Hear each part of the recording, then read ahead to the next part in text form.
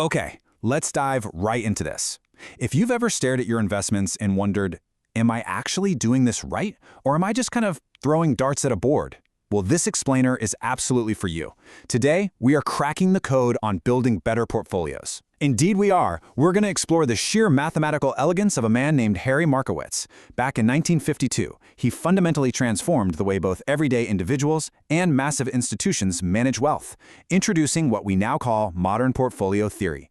I'm your resident quant expert, here to guide you through the mathematics of it all, and joining me is your enthusiastic retail investor. I'm basically here to ask the real-world questions and figure out how all these intense equations actually help our own bank accounts. Let's get to it. All right, here is our masterclass blueprint for today. We'll start by defining the core portfolio problem. Then we'll explore Markowitz's massive 1952 breakthrough. After that, we'll break down the actual math of diversification and something called the efficient frontier. From there, we will track the quant revolution he sparked. And finally, bring it all home to what this means for investing in 2026. So Section 1, the portfolio problem. Why diversify? And let me tell you, as an everyday investor, this is a super frustrating problem to have. You go online, right? And half the gurus out there are screaming at you to pick the ultimate winning stock, while the other half are preaching diversification.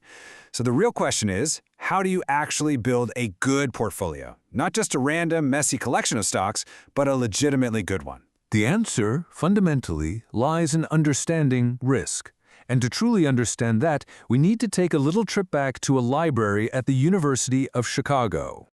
During his 1990 Nobel lecture, Markowitz recalled a specific memory. He said, "The fundamental concepts of portfolio theory came to me one day in the library while reading John Burr Williams." Now, Williams had proposed that a stock's value simply equals its future dividend stream, but Markowitz had this massive epiphany.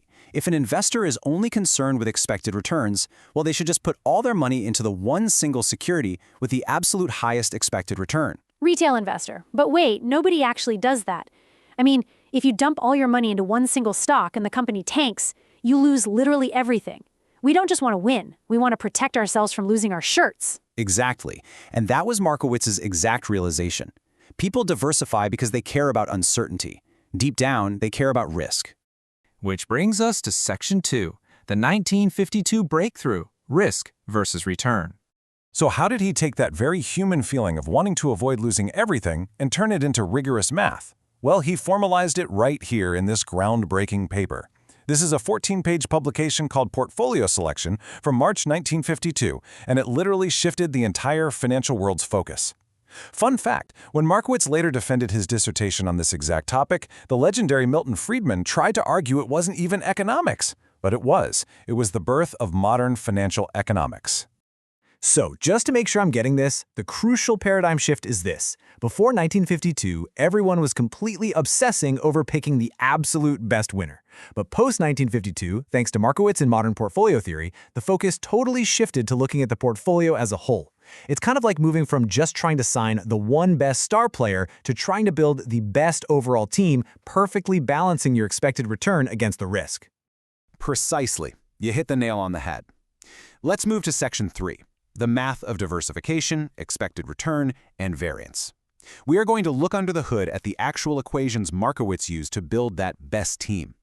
Think of this as the absolute engine of modern portfolio theory. We begin with expected return, which is defined as the weighted sum of the anticipated returns of all individual assets in a portfolio. Okay, so in plain English, that's just basic averaging, right? Like if half my money makes 10%, and the other half makes 5%, my portfolio's overall expected return is sitting right in the middle at 7.5%. Correct. The expected value of a weighted sum is simply the weighted sum of the expected values. Very straightforward. But the risk calculation, that is where Markowitz truly innovated. Next up is portfolio variance. This is our primary measure of risk. Markowitz realized that the variance of a whole portfolio isn't just about the individual volatility of each stock in a vacuum. It crucially incorporates the covariances, meaning how do these assets move together?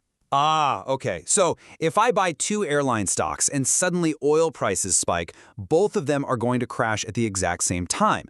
That's a really high correlation, and that is terrible for my overall risk. Exactly right. Now, please don't let this formula intimidate you. I promise it's not as scary as it looks.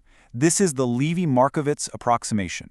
It brilliantly illustrates that you can actually approximate the expected utility, which is the ultimate value of a complex portfolio, just by knowing its mean, which is the expected return, and its variance, which is the risk. You don't need to try and perfectly predict every single future state of the world, you just need to balance E and V. Okay, I love this because it beautifully summarizes the core lesson for all of us everyday investors. True diversification requires avoiding assets with high covariances among themselves. Basically, it means don't just buy 50 different tech stocks and pat yourself on the back, calling yourself diversified. You need to buy assets in completely different industries that don't all rise and fall at the exact same time. Which brings us perfectly to the visual representation of this math. Section 4, the efficient frontier, the Markowitz bullet. To find this optimal frontier, Markowitz set up a very specific optimization problem. You are trying to find the optimal weights of your assets to perfectly minimize portfolio variance. You do this subject to a budget constraint, meaning, of course, your total investment equals 100% of your funds, and a target return constraint.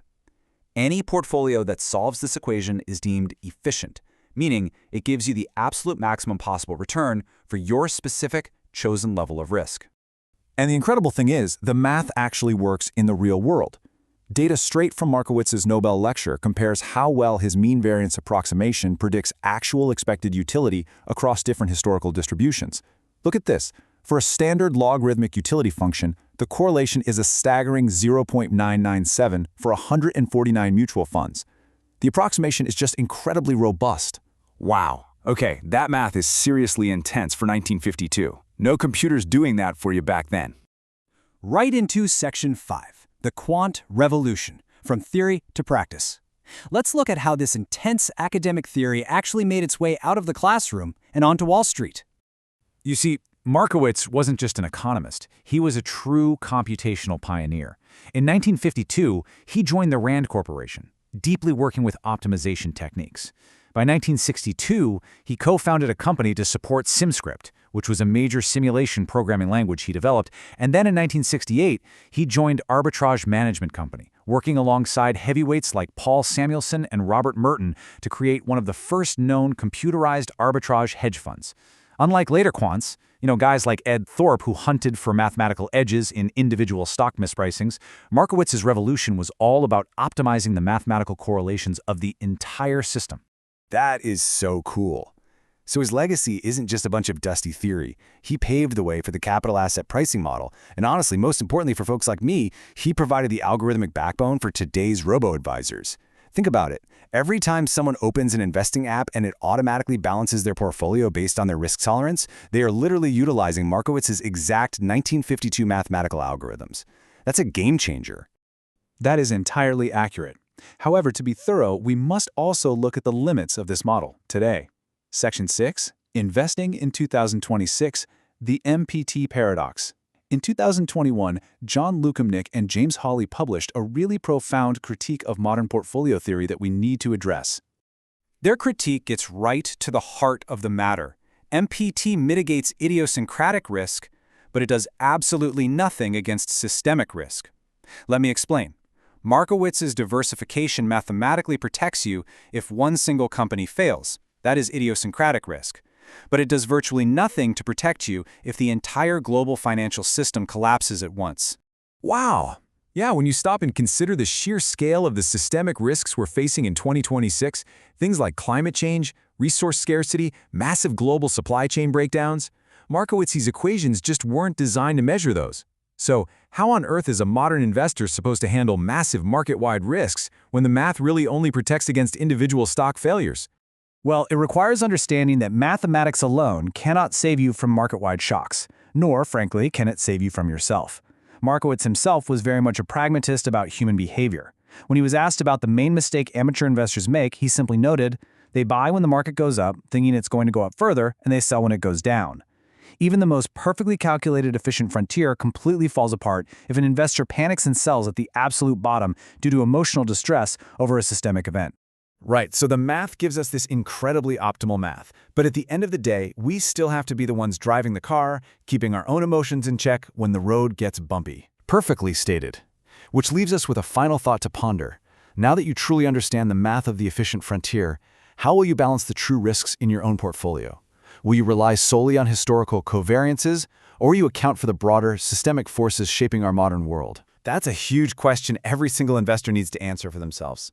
Thank you so much for joining us on this explainer, and we will definitely see you next time.